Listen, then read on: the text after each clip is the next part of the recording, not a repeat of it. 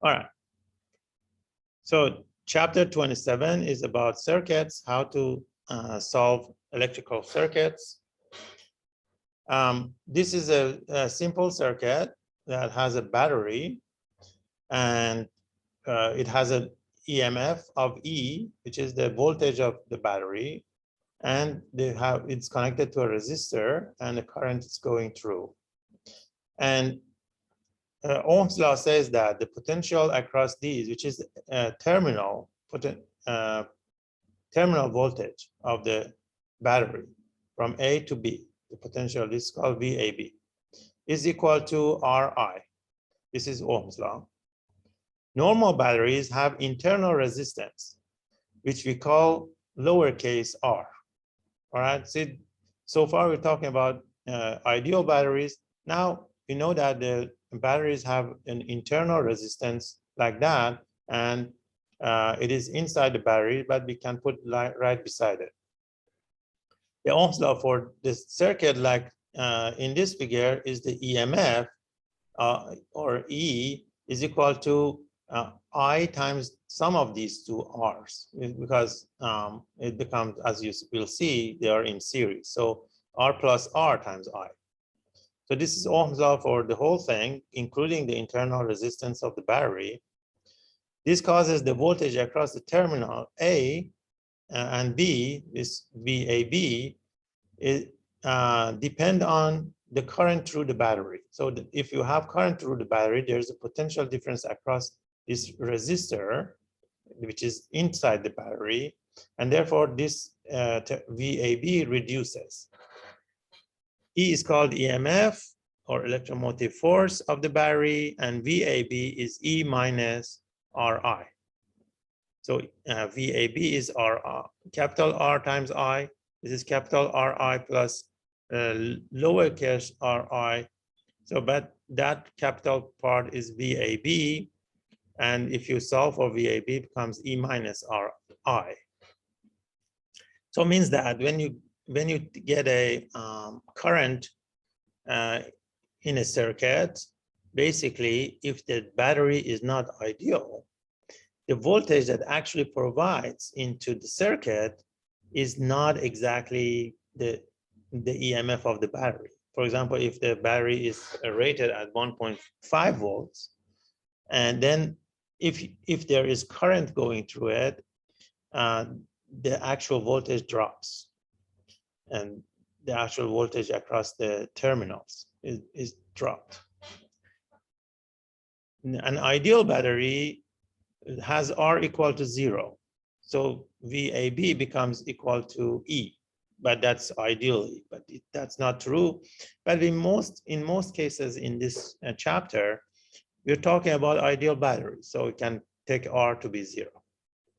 So in that case, E is equal to VAB. And if you look at the potential across this circuit, if you open this circuit and look at it as a straight line, this is point A, and this is the battery and internal resistor, and then this is point B, and this is the resistor R, and this back to A. You see it going around the circuit, but we put it along the straight line to show how the potential changes. The potential at point A is VA, and it is on the left side of the battery. So on the negative side of the battery, we can take that to be 0.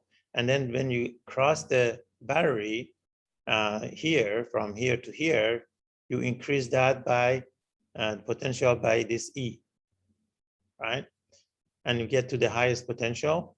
And then if you go across the resistor inside the battery, it drops by I times R.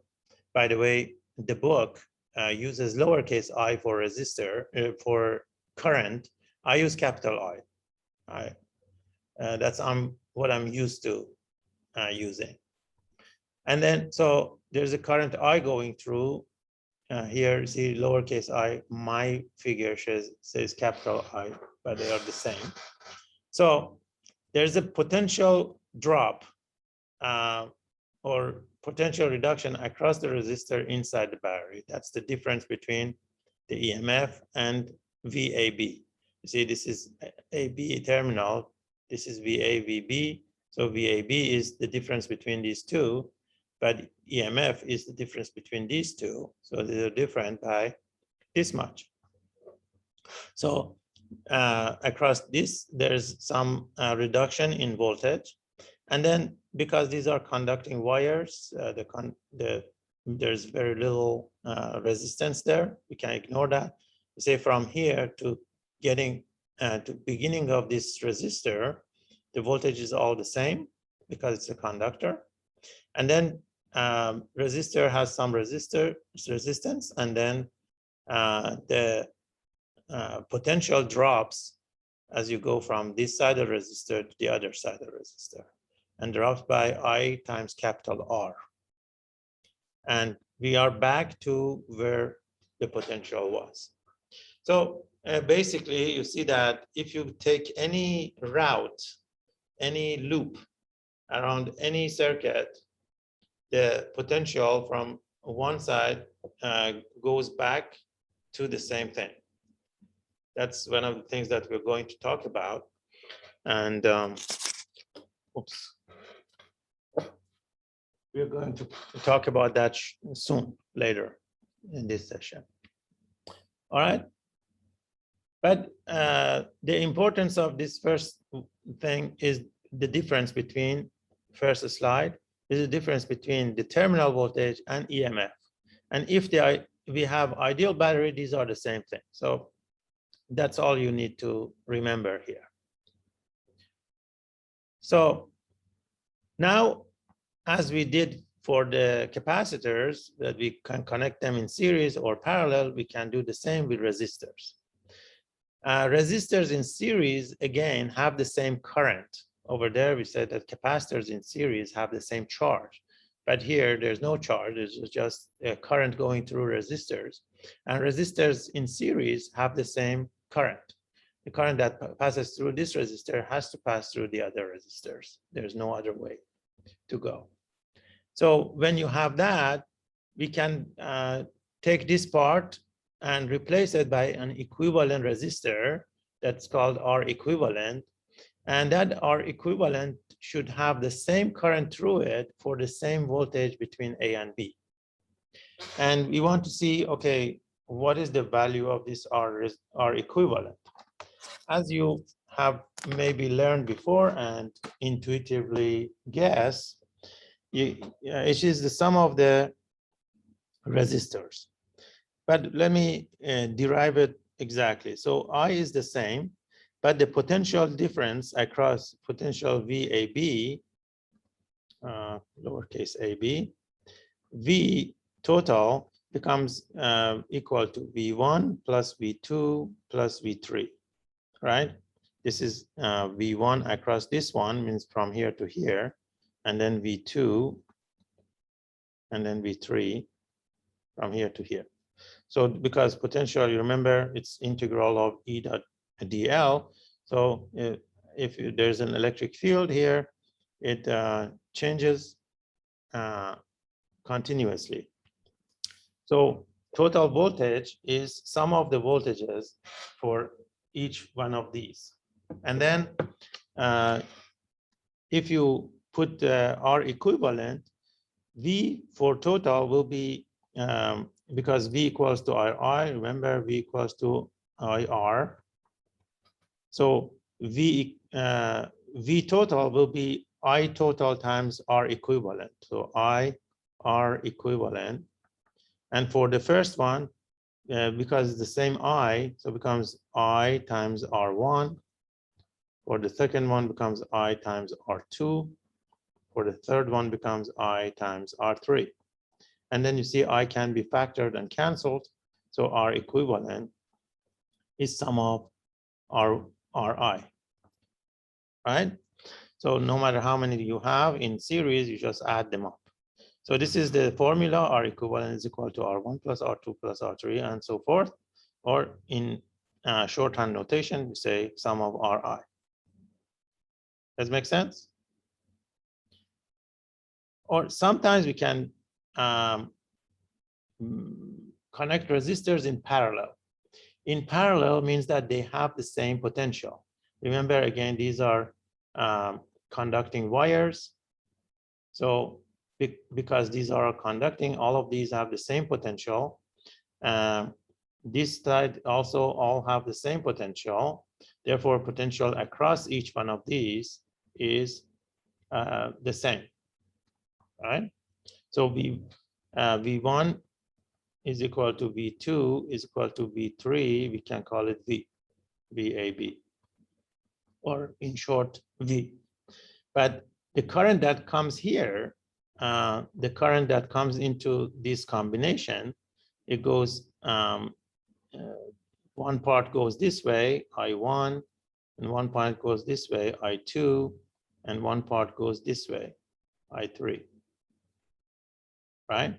So it branches into three currents. So I is equal to I1 plus I2 plus I3. And then if you replace this combination by an equivalent resistor, or equivalent, then for the same voltage, VAB, or VA, for the same voltage across that, which is VAB, it should give you the same current. I is the same. So for here, instead of I, you can write V over R equivalent. For I1, with the current going through this one, becomes a V over R1. V over R1. For the other one, becomes V over R2. For this one, the current going through R2 becomes V over R2, and the other one becomes V over R3, and so forth if you have more. And V can be canceled again. Then you have 1 over R equivalent equal to 1 over R1 plus 1 over R2 plus 1 over R3. So if I is some of the currents, the total current branches into many, then R equivalent comes from this formula. Inverse of R equivalent becomes sum of the R equivalents inverses.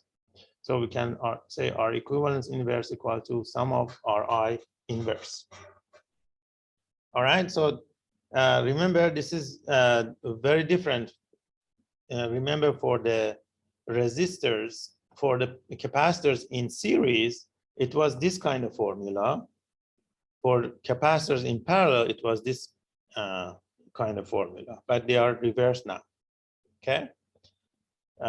Resistors in series, they add up the resistances, but the capacitors in series, they do invert. They have inverse relationship. Okay. And then again, if you have only two resistors, for only two resistors, this equation, this becomes 1 over R equivalent equal to 1 over R1 plus 1 over R2. We can say R1, R2, and the numerator becomes R1 plus R2. Then R equivalent becomes R1, R2 divided by R1 plus R2. Again, this multiplication divided by summation if you have only two. If you have three, you cannot do that, so be careful. All right. Or you can do 2 by 2. You can do two of them replaced by equivalent like that, and then do that one with the other one. You can do that too. All right. Any questions? So we have resistors in series or parallel. And now we want to solve complicated situations, circuits that are reducible to a single loop. Remember, we did that for capacitors, right? So let's say we have a circuit like this. We have 18 volts ideal battery, R is 0 inside the battery, EMF is 18 volts, and there are 3 resistors, 4 ohm, 3 ohm, and 6 ohm. We want to see what is the current through each resistor and what is the potential difference across each resistor, right? So first, we want the same as what we did.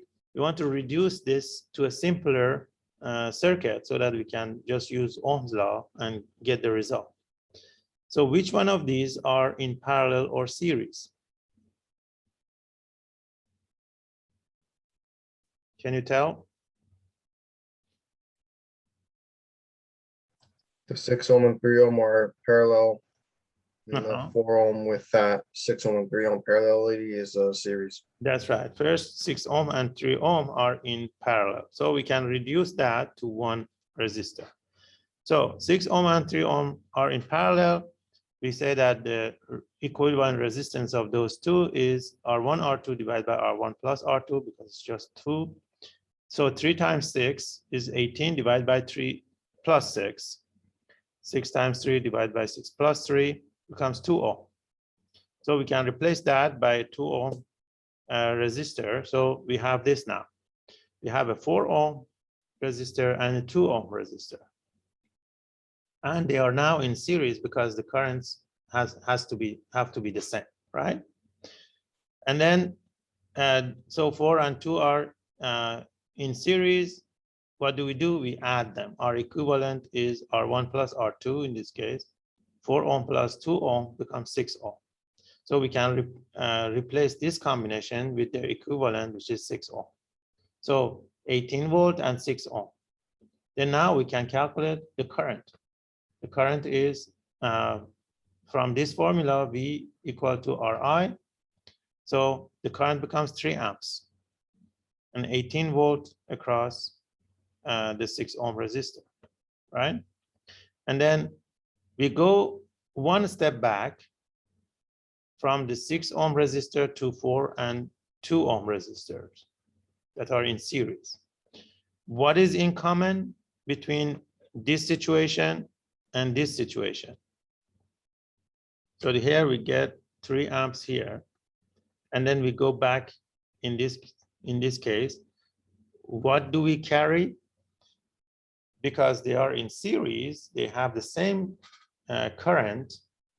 These two have the same current and the same current as before. So it's 3 amps becomes for this and for this, right? So for both of these, we have 3 amps. So 3 amps for that, 3 amps for that one. So now we can calculate the potential difference across them, right? So because V equals Ri, for the 4 ohm resistor has 3 amps in it, so the potential difference is 12 volts. For the 2 ohm, the potential difference is 6 volts. 2 ohm times 3 amps, right? And now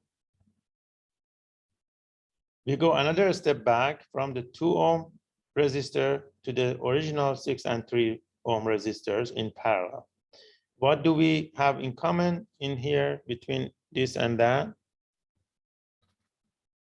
You know that the potential difference is the same. So we have 6 volts for this one, 6 volts for this one. So both of them have 6 volts of potential difference because this has 6 volts and they are in parallel. The potential difference is the same for them and for their equivalent. So 2 parallel resistors have the same voltage as their equivalent, so 6 volts. And then we have 6 volt here. Then we calculate I for each one of the resistors. So we have 6 volt for 6 ohm. We have 1 amp going through the 6 ohm, and 2 amps going through the 3 ohm resistor, right? So again, we simplify step by step to one simple circuit and then go back to the original one and carry the information. All right. Any questions? So this is very similar to what we had. The process is similar to what we had about capacitors. All right. Now, the circuit is completely solved because we have all the currents and we have all the potential differences that we want. And also you see that, notice that we have 18 volts for the battery. It splits into two pieces, 6 volt and 12 volts. And also the current is 3 amp come here, splits into 1 amp and 2 amps. So you see that current is also steady, and everything fits together. So when you solve a circuit, you need to look at these and see if it makes sense. All right.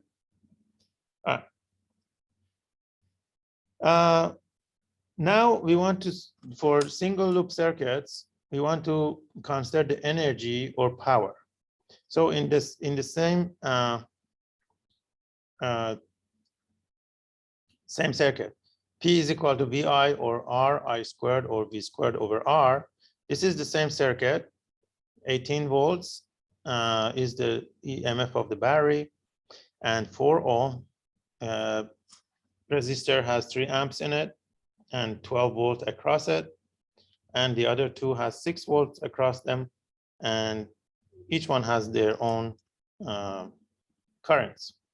So we can use these formulas above, whichever one you want.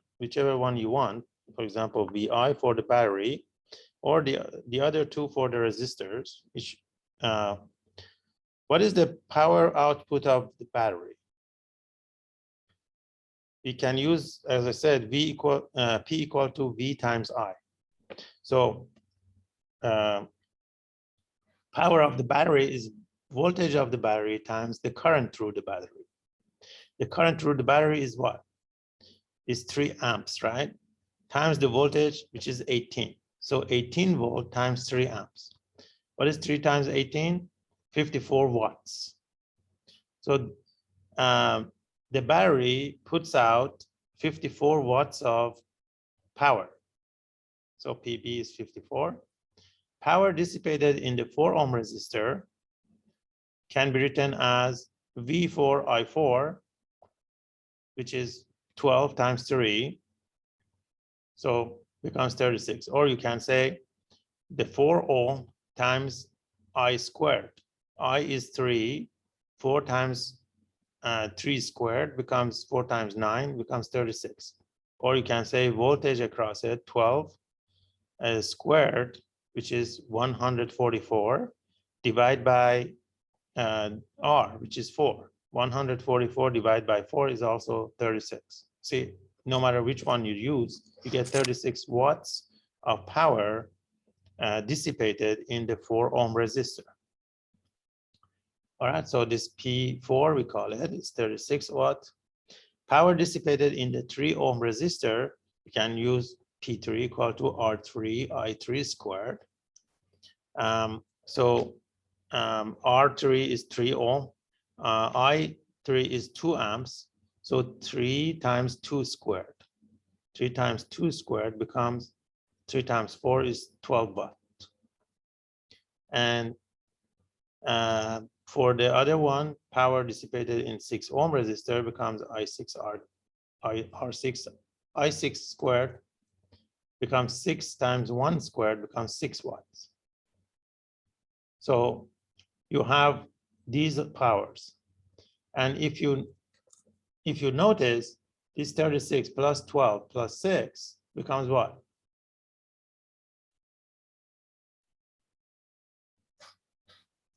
The total power dissipated in the resistors is 36, 12, and 6 becomes 54 watts. So the power of the battery is equal to the total powers of the resistors. But of course, the battery puts out power and those dissipate power and take energy from the circuit. So the resistors take energy from the circuit, the battery provides energy to the circuit. So there's a conservation of energy. The energy going into the circuit is the same as energy going out of the circuit. All right? And this is always the case. The total power input by the batteries, or output by the batteries, is equal to the total power dissipated in all the resistors in the circuit, right? That's always the case. Does it make sense? That's conservation of energy. Any question? All right. How much time do we have? All right, we are almost done. Multi-loop circuits. This will take a while, so I think I'll stop here. We'll take it from here next time. Any questions?